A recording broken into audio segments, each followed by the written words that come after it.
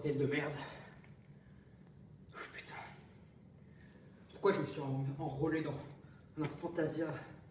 Pourquoi ils ont choisi ce nom de merde? C'est quoi ça, Fantasia? C'était juste un nom pour un projet de web-série.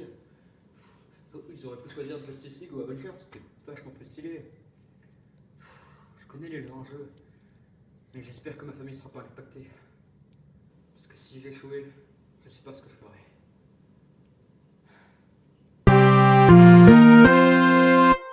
Salut à toutes et à toutes les amis, aujourd'hui on se retrouve sur une nouvelle critique de l'inconnu. Bon alors là je me trouve dans une situation un peu précaire parce que j'ai dû m'enfuir de la Légion des Nanars. Ils m'ont poursuivi, j'ai dû quitter ma maison. Heureusement ils l'ont pas fait péter. Alors aujourd'hui on va s'occuper de quel film? On va s'occuper d'Hellraiser. Hellraiser de Clive Barker, le premier.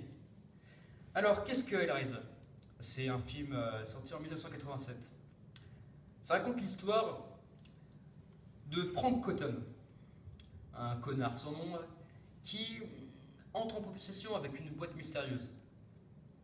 Il ouvre cette boîte et là, une légion de cénobites, des espèces de créatures venues des enfers, l'envoie en enfer pour lui faire subir les pires des tortures. Et quand je vous dis que c'est pire, c'est vraiment les pires. Plusieurs années plus tard, sa famille, entre guillemets, revient dans sa maison et découvre le cube. Sa maîtresse, qui est aussi la femme de son frère,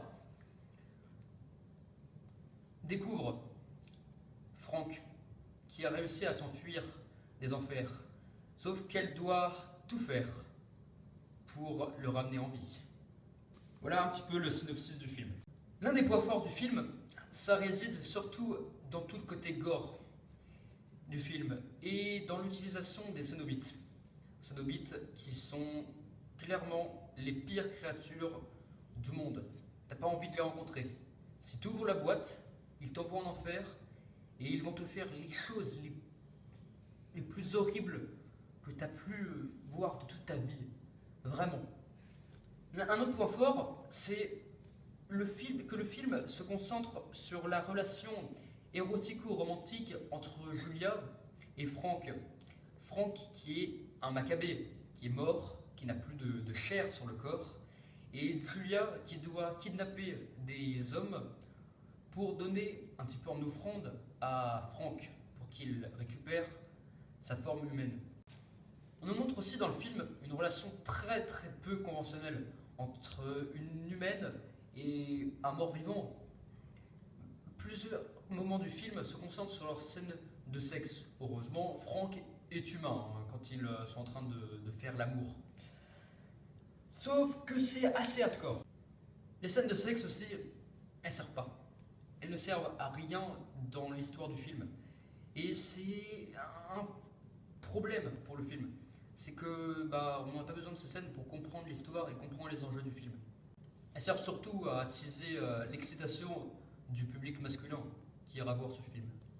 On nous montre aussi dans le film beaucoup de références religieuses qui permettent d'accentuer la notion de bien et du mal que fait ressortir le film.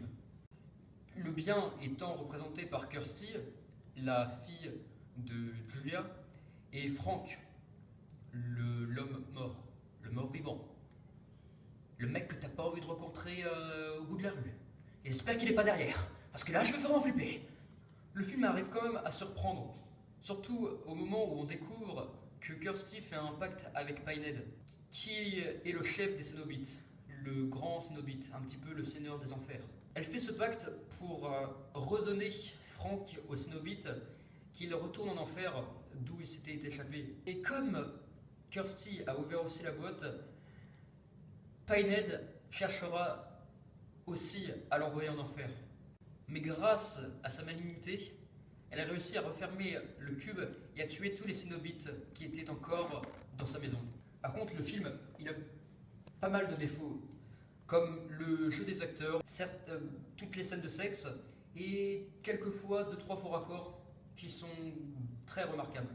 Tout est relevé par le personnage de Pinhead, qui est très très bien mis en scène, mais tout est relevé par le personnage de Pinhead qu'on ne voit pas beaucoup à l'écran, mais quand on le voit, on sait on le voit qu'il impose et on sait que c'est le boss du game.